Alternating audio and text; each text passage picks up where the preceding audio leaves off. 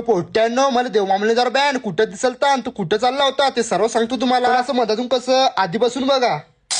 तर कसं आहे पब्लिक, मी तुमचा का ब्लॉगर प्रणव बोरे. आजच्या व्हिडिओमध्ये तुमचं सर्वांचं स्वागत आहे. आज सकाळ सकाळी फर्स्ट क्लास मध्ये तयारी वगैरे करून आम्ही निघालो कॉलेजमध्ये जायला. मग आम्ही पोहोचलो बा 120-310 स्पीडनं कॉलेजमध्ये. गाडी पार्किंग मध्ये लावून मी चाललो आता माझ्या क्लासमध्ये. सकाळचे लेक्चर वगैरे झाल्यावर आम्हाला होतं बा दुपारून प्रॅक्टिकल. मग काय आमच्या सर्व पोट्ट्यांसोबत मी आलो आमच्या प्रॅक्टिकल लॅब मध्ये. प्रॅक्टिकल लॅब मध्ये याचा आज आमचा पहिलाच दिवस होता. तिथं येऊन सरांनी फ्रूट बद्दल काही आम्हाला माहिती सांगितली. तिथलं प्रॅक्टिकल वगैरे झाल्यावर सर म्हणे चला मी तुम्हाला फील्डवर नेतो. सरनी त्या फ्रूट बद्दल आम्हाला लॅब मध्ये माहिती सांगितली होती. तेच फ्रूट पाहण्यासाठी आम्हाला फील्डवर जायचं होतं. मग आलो बा इकडे फील्डवर. तुम्हाला वाटत असेल की संत्रा असेल, एक तर मोसंबी असेल. संत्रा पण नव्हतं आणि मोसंबी पण नव्हतं. एक प्रकारचं लिंबूचं झाड होतं. मी तर अशा प्रकारचं झाड पहिल्यांदाच पाहत होतो. तिथून आम्ही आलो बा अजून एक दुसऱ्या फील्डवर. मग काय तिथे येऊन सरांनी आम्हाला करवंद बद्दल काही माहिती सांगितली. आमचे पोट्टे बा काटे वगैरे काहीच नाही पाहत होते. डायरेक्ट करवंद खायला भिडले होते. करवंद वगैरे खाऊन सर म्हणे त्यांच्या बिया जमा करून ठेवा म्हणे. आता आमचं पहिल्यांदाच प्रॅक्टिकल झालं होतं. त्यात बी आम्हाला खूप मजा आली. आमचं प्रॅक्टिकल वगैरे झाल्यावर आम्हाला जायचं होतं बा आता घराकडे. आम्ही घरीच चाललो होतो तर आमच्या कॉलेजवर आम्हाला देवमामलेदार बँड दिसला. तो कुठं वाजला कसा वाजला ते सांगतो तुम्हाला पुढच्या व्हिडिओ. पर्यंत तुम्ही फॉलो करून ठेवा.